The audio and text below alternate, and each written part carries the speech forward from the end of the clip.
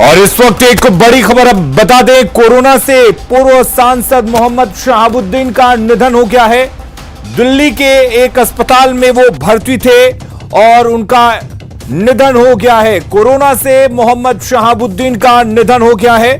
बड़ी खबर इस वक्त आपको बता दें, बड़ी खबर दिल्ली से आ रही है। दिल्ली के एक अस्पताल में पूर्व सांसद मोहम्मद शहाबुद्दीन का निधन हो गया है।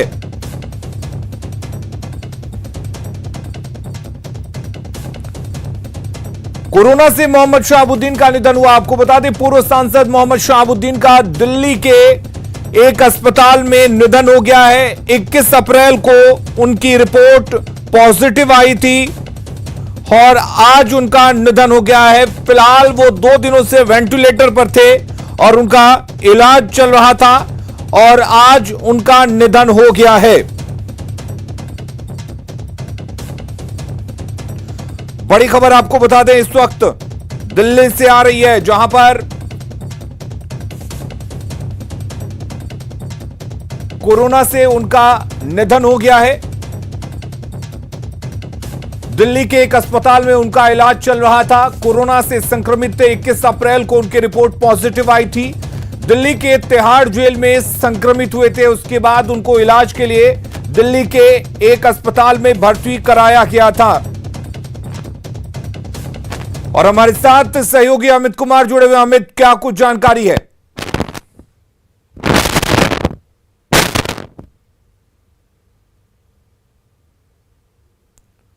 चलिए एक बार फिर से जुड़ने की कोशिश करेंगे। आपको बता दें कि 21 अप्रैल को पूर्व सांसद मोहम्मद शहाबुद्दीन कोरोना से संक्रमित हो गए थे तिहाड़ जेल में। उसके बाद उनको इलाज के लिए भर्ती कराया गया था और खबर यह आ रही है कि दिल्ली के एक अस्पताल में कोरोना की वजह से उनका निधन हो गया है। उनका इलाज चल रहा था और उनका निधन हो गया है। दिल्ली के तिहाड़ जेल में वो संक्रमित हुए थे। सीवान लोकसभा सीट से सांसद रह चुके हैं मोहम्मद शहाबुद्दीन और वो फिलहाल तिहाड़ जेल में आजीवन कारावास की सजा काट रहे थे, जहां पर वो कोरोना से संक्रमित हो गए थे। शंकर आनंद हमारे साथ दिल्ली से जुड़े हुए हैं। शंकर आनंद, क्या कुछ जानकारी है?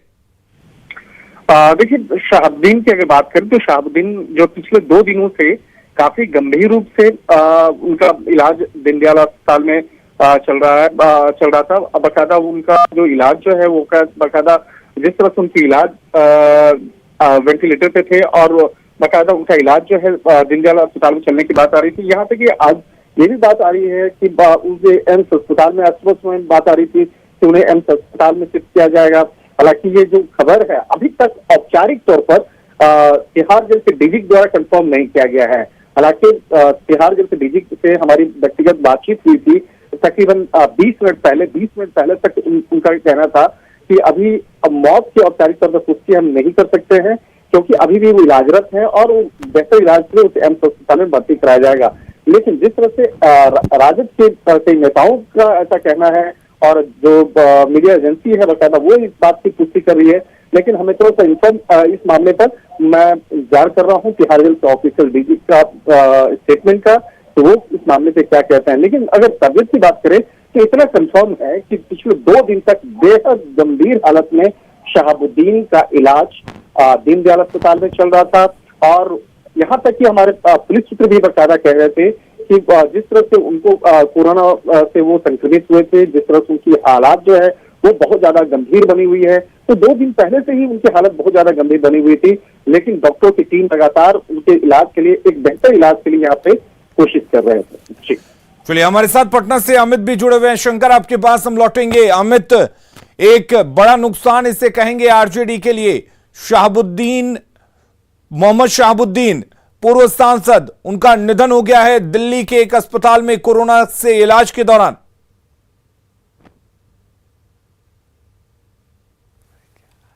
को वो संक्रमित हुए थे 21 अप्रैल को और उसके बाद से उनका इलाज यहाँ चल रहा था। 2 दिन पहले उनकी अचानक तबीयत काफी खराब हुई, वेंटिलेटर पे उन्हें रखा गया और जो जानकारी मिली, जो शहाबुद्दीन के करीबी हैं उन्होंने बताया कि शहाबुद्दीन की जो तबीयत है वो लगातार बिगड़ती जा रही थी और इसी दौरान उनका जो मल्टी ऑर्गन जो है वो भी प्रभावित हुआ, संक्रमित हुआ, फेल होने की भी बात कही गई। और उसके बाद जो है कल देर रात जो है शहाबुद्दीन की जो है वो मौत हुई है और इस बात की पुष्टि जो है उनके करीबी लोगों ने किया है। एक न्यूज एजेंसी जो है उन्होंने भी इस बात की पुष्टि की है। लेकिन सबसे बड़ी बात है और अहम बात कि बिहार की राजनीति के लिए, खासतौर पे आरजेडी के लिए ये जो है एक बड़ा नुकसान के तौर पे देखा जाएगा, क्योंकि शहाबुद्दीन जो है लगातार अपनी पार्टी के लिए काम करते रहे, मजबूत स्तंभ की तरह वो खड़े रहे और हत्या के मामले में जो है वो सजाप्ता हुए। सजाप्ता होने के बाद सिवान जेल में पहले थे और उसके फिर उन्हें भागलपुर जेल स्थानांतरित किया गया था। 2016 में 10 सितंबर 2016 को जमानत मिलने के बाद शहाबुद्दीन जेल से बाहर आए थे। आने के दौरान जो है बड़े काफिला के साथ वो सिवान लौटे थे और उसके बाद उन्होंने एक बयान दिया मुख्यमंत्री नीतीश कुमार को लेकर के, और उसी के बाद जो है जो राजनीतिक जो मंच वो सजा रहे थे तो उसको देखते हुए न्यायालय ने उनकी जमानत जो है वो रद्द कर दी और फिर उन्हें जो है वापस जेल जाना पड़ा और इस दौरान उन्हें तिहाड़ जेल में स्थानांतरित किया गया। तिहाड़ जेल रखने का आदेश हुआ कोर्ट के द्वारा और तब से वो तिहाड़ जेल में बंद थे, लगातार वो तिहाड़ जेल में रह रहे थे और इसी दौरान वो बीमार हुए, संक्रमित हुए कोरोना से और इलाज के दौरान जो है एलएनजेपी अस्पताल में उनकी मृत्यु हुई है। तो आरजेडी के खेमे के जो लोग हैं उनसे जो हमारी बात हो रही है तो उन लोगों का कहना है कि हमारी पार्टी के लिए आज का दिन जो है वो काला दिन है, बड़ा नुकसान जो है वो आरजेडी के लिए हुआ है। बिल्कुल अमित, आप हमारे साथ बने रहिए। शंकर आनंद भी हमारे साथ इस वक्त दिल्ली से जुड़े हुए हैं। शंकर, क्या माना जाए, कितने देर में आधिकारिक पुष्टि हो जाएगी और जेल प्रबंधन की तरफ से?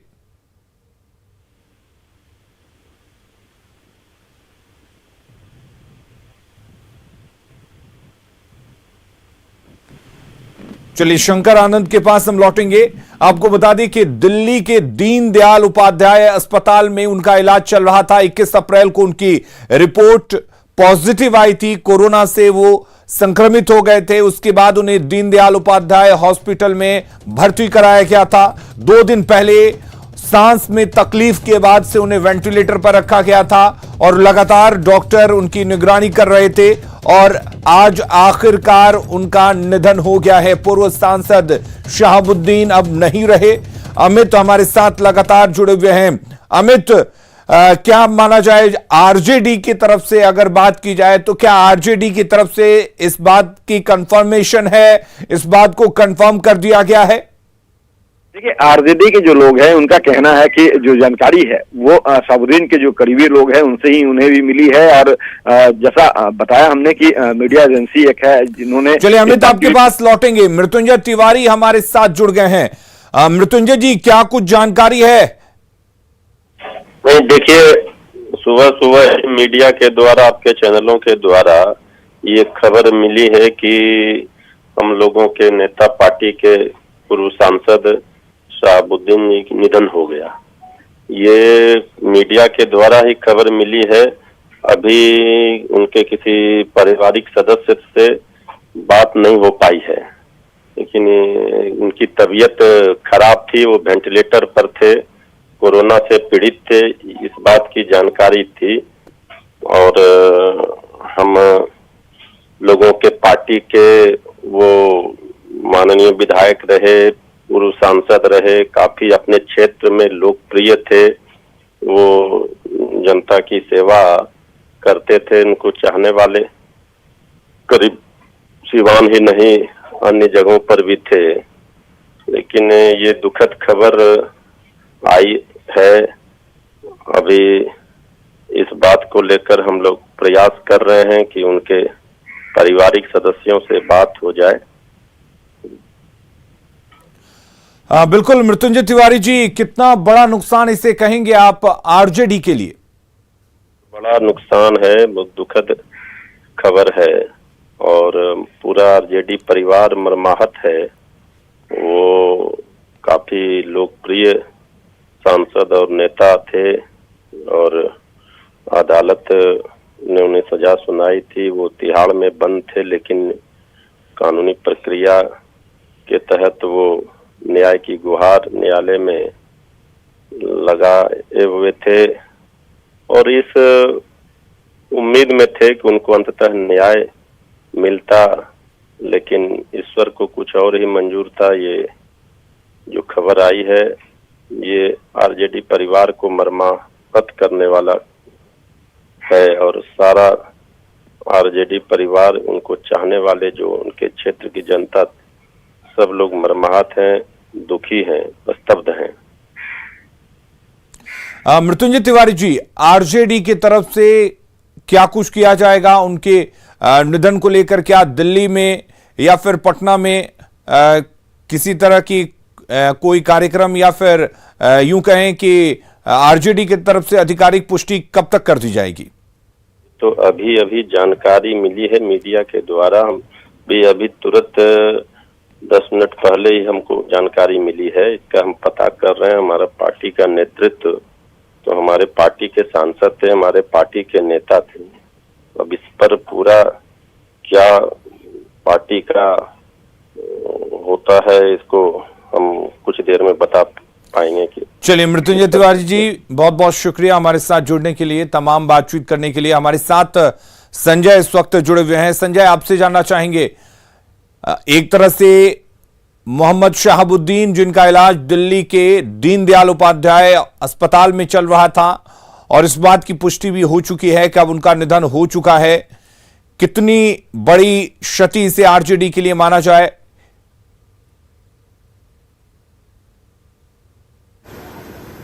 देखिए, निश्चित तौर पर शहाबुद्दीन का एक राजनीतिक कैरियर रहा है और पॉलिटिकल कैरियर जिस हिसाब से रहा है वह पार्टी के लिए एक मजबूत स्तंभ माने जाते थे। और बराबर जब भी राजद ने अपनी प्रदेश समिति हो या राष्ट्रीय कार्यकारिणी समिति हो, जब भी गठन किया उसमें शहाबुद्दीन या फिर उनकी पत्नी को स्थान दिया जाता रहा है। जाहिर सी बात है, शहाबुद्दीन एक मजबूत स्तंभ थे राष्ट्रीय जनता दल के लिए, इस बात से इनकार नहीं किया सकता। और ये जो उनका निधन हुआ है, कहीं ना कहीं पार्टी के लिए एक बहुत बड़ी क्षति है।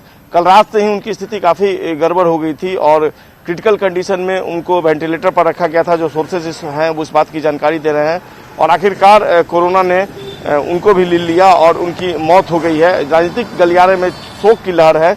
कई जो उनसे जुड़े हुए लोग हैं उन्होंने लगातार जैसे ही उनको इस घटना की जानकारी हुई है वो शोक संवेदना जाहिर कर रहे हैं और निश्चित तौर पर एक बहुत बड़ी क्षति राष्ट्रीय जनता दल के लिए। जी बिल्कुल संजय, अगर आरजेडी की बात करें तो आरजेडी के तरफ से कोई आधिकारिक पुष्टि या कोई जानकारी अभी, या फिर शहाबुद्दीन के करीबी नेताओं से कोई बातचीत?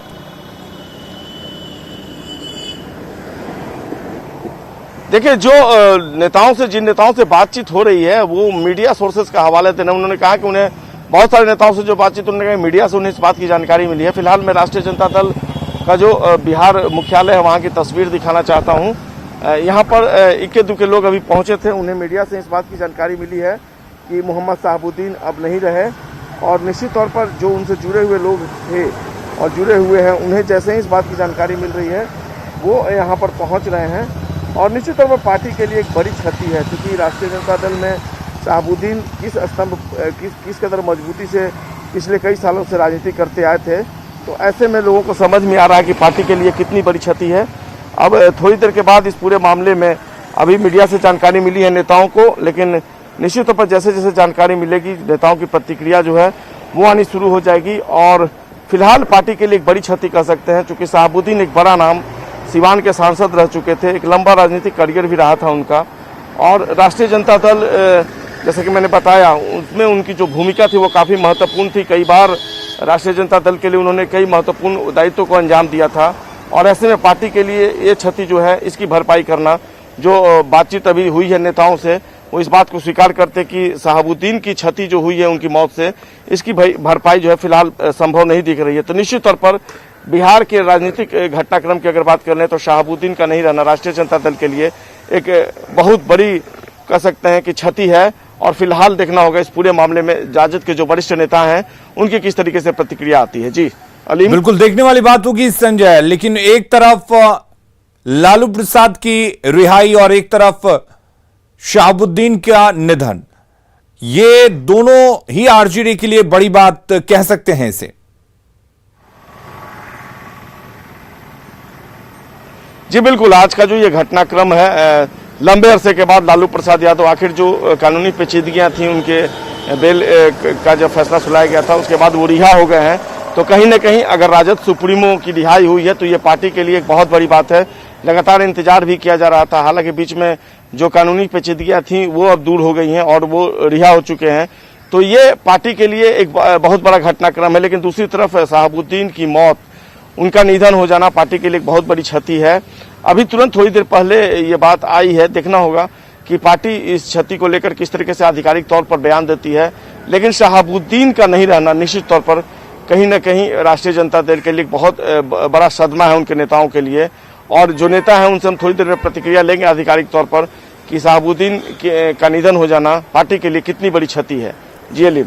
संजय, हम वो तस्वीरें भी इस वक्त अपने टीवी स्क्रीन पर दिखा रहे हैं जब मोहम्मद शहाबुद्दीन को पटना से दिल्ली लेकर जाया गया था। दिल्ली के तिहाड़ जेल में वो बंद थे, वहां पर संक्रमित हुए थे और लगातार वो जो कानूनी लड़ाई है वो लड़ रहे थे। लेकिन इस दौरान दिल्ली में उनका निधन हो गया है। हालांकि ये देखने वाली बात होगी संजय अभी तक कि क्या कुछ आगे नेताओं की प्रतिक्रिया आती है। और इसी बीच एक